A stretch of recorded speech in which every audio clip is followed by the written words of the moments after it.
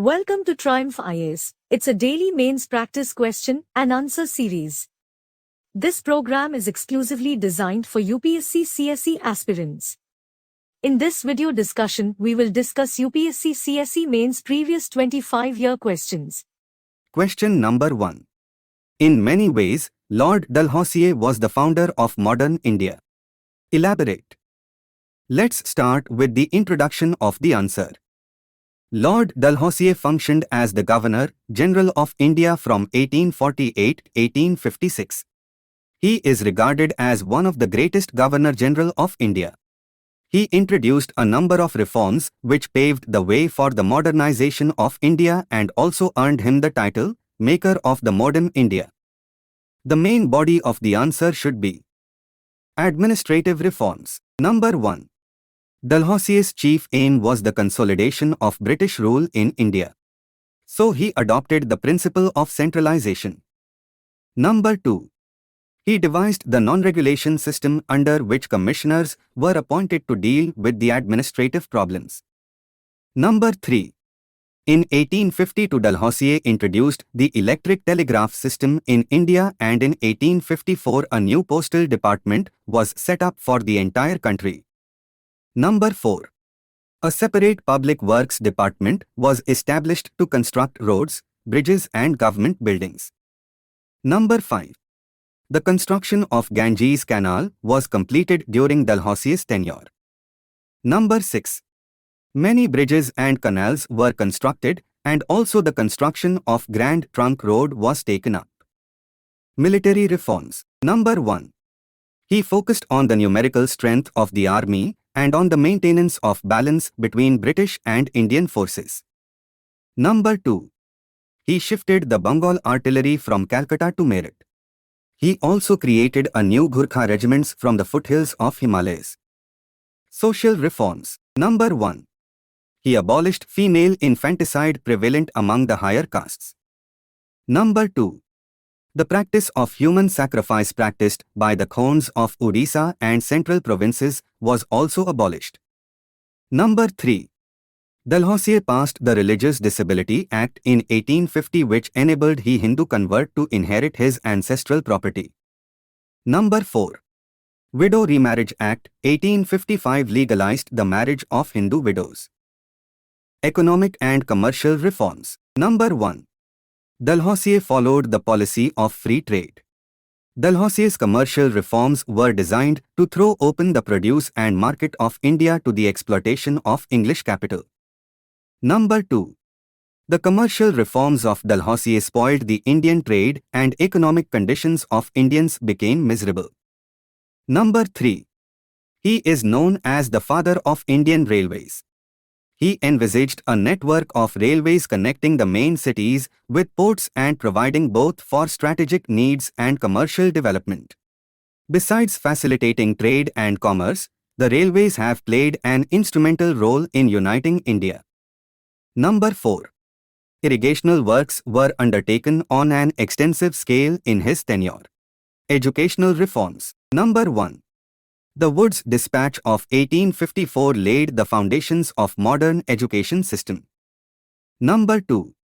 A separate department of education was to be established in each district. Number 3.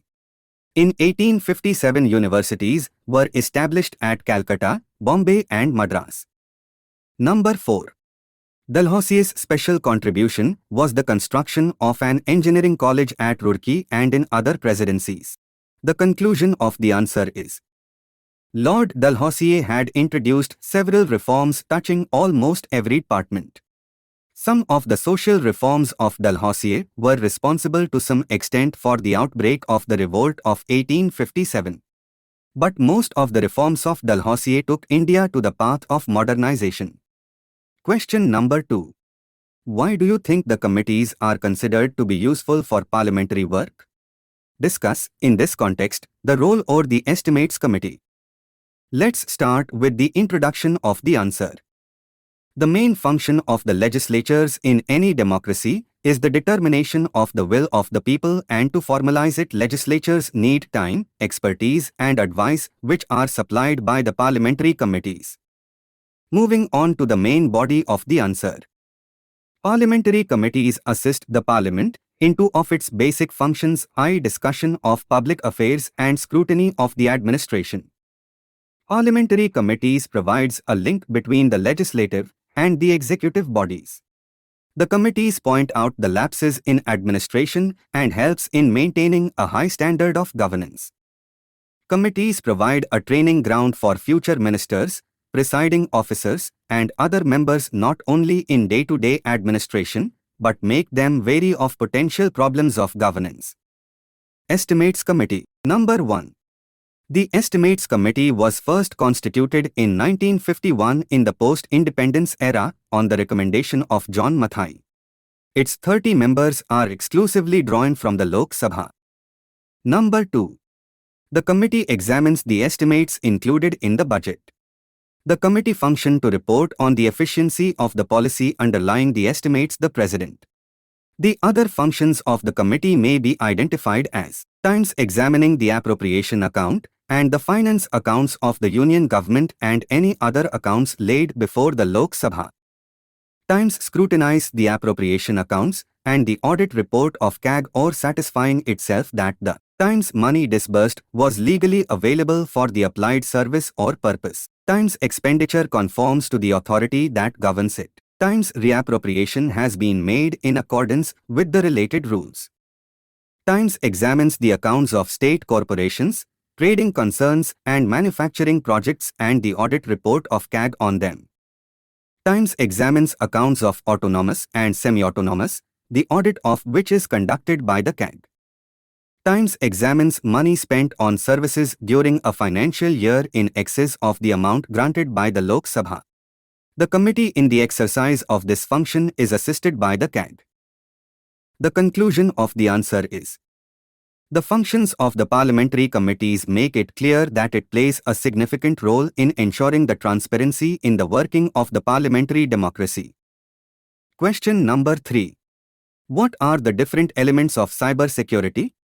Keeping in view the challenges in cyber security, examine the extent to which India has successfully developed a comprehensive national cyber security strategy. Let's start with the introduction of the answer. Cyber security is the shielding of web-associated systems, for example, hardware, software, and information from cyber dangers. The training is utilized by people and ventures to defend against unapproved access to the servers and other electronic systems.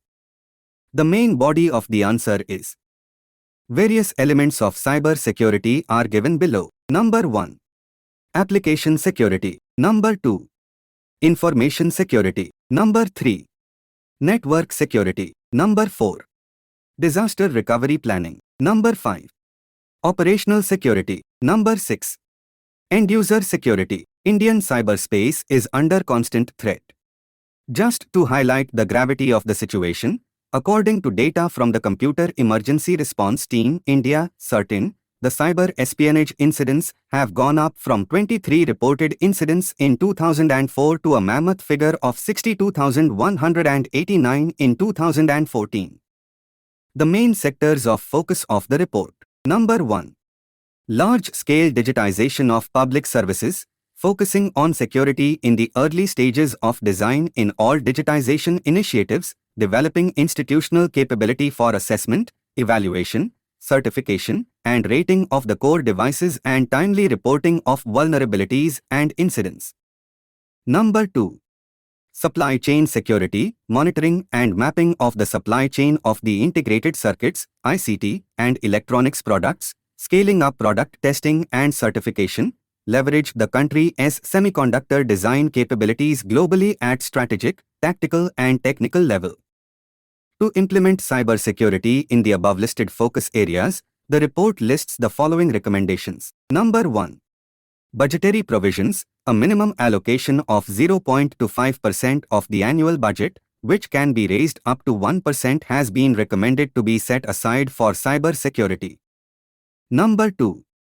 Research and innovation. The report suggests investing in modernization and digitization of integrated circuits, ICT, set up a short and long-term agenda for cyber security via outcome-based programs and host hackathons, hands-on workshops and simulations.